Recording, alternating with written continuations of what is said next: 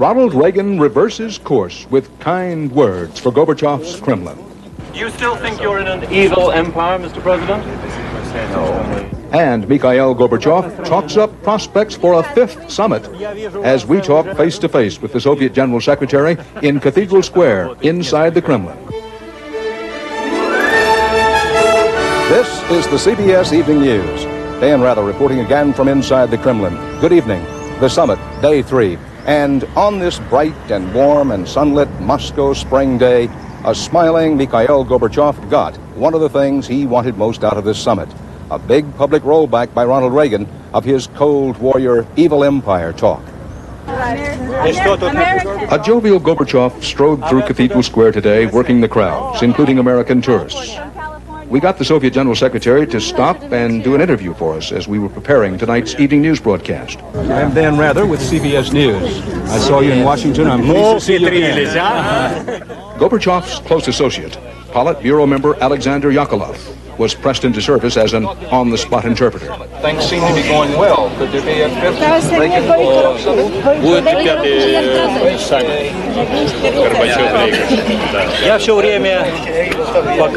All the time I am supporting the notion that there will be such a possibility. If there is forward movement, there will be such a meeting. A cautiously upbeat Gorbachev, also talking up prospects for a long-range nuclear weapons deal. What's the most important thing that's happened so far? Что наиболее важно случилось вот пока что на сегодня, на данный момент? Все-таки самое главное. The most important thing so far is the intensive political dialogue concerning all the problems. The dialogue has gone along, let's say, on the highest levels. It's been open, it's been serious, and it's had an openness to it. This wasn't Gorbachev's only walking tour of the Kremlin today. He escorted Ronald Reagan on a surprise stroll through Red Square. Gorbachev, leader of the Kremlin New Guard, walking Mr. Reagan past the resting places of the Old Guard, the cathedrals and palaces of the Tsars, and the tomb of Lenin at Red Square.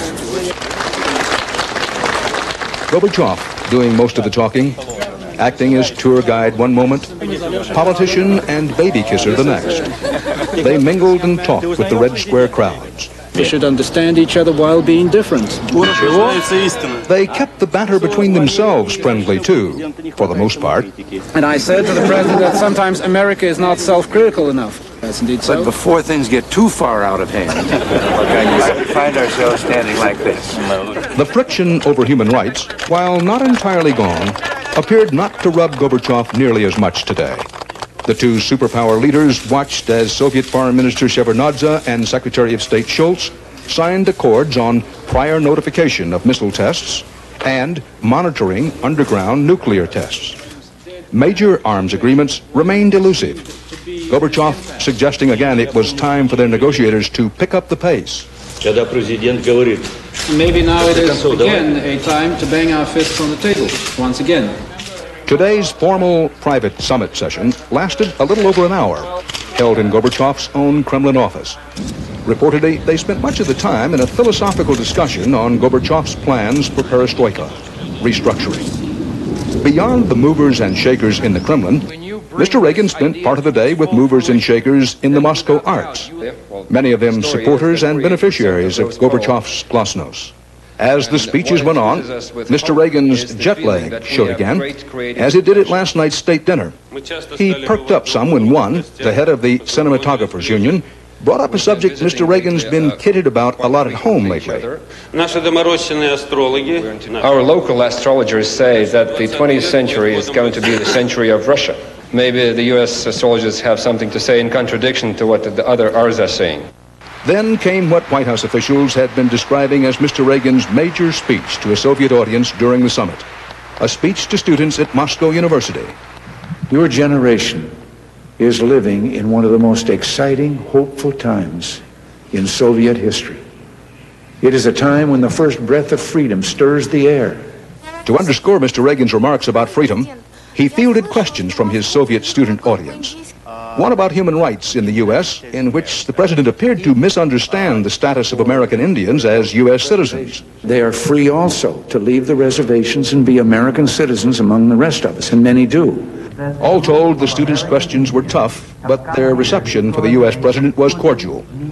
That note sounded several times today inside the Kremlin. Do you still think you're in an evil empire, Mr. President? No.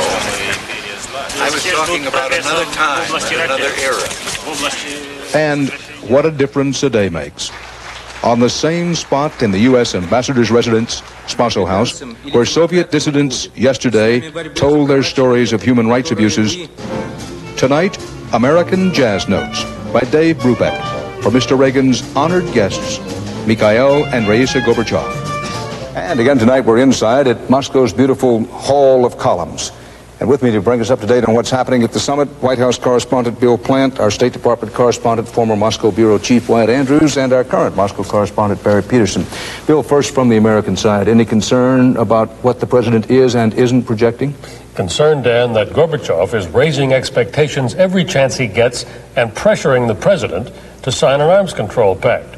Concern also that every time the two of them are seen together, Gorbachev seizes the initiative, talks to the cameras, is expansive, and plays off his age against Reagan's, relatively his youth and the president's older age.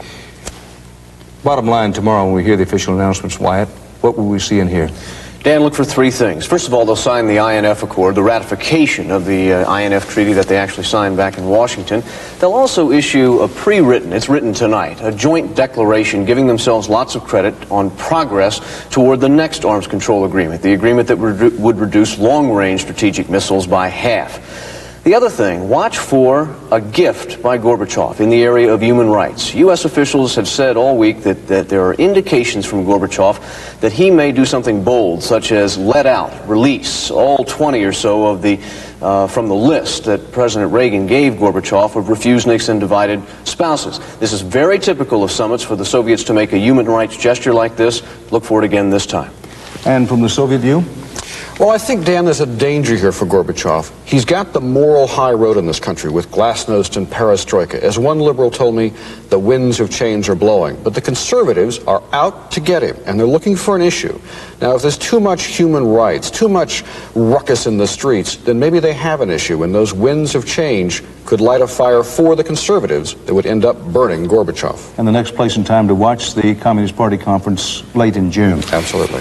Bill, are they hearing rumbles around the president, not all of them from the right wing of the Republican Party, that, wait a minute, the president is having his pockets picked here, the Yalta syndrome may be developing, and George Shultz is too eager to get a treaty? Are they hearing any of that? Dan, they are. There are a lot of people, not all of them on the right wing, who do not want Ronald Reagan to maintain or to have another arms treaty, because they're concerned that he'll give away too much in order to get it by the end of his term.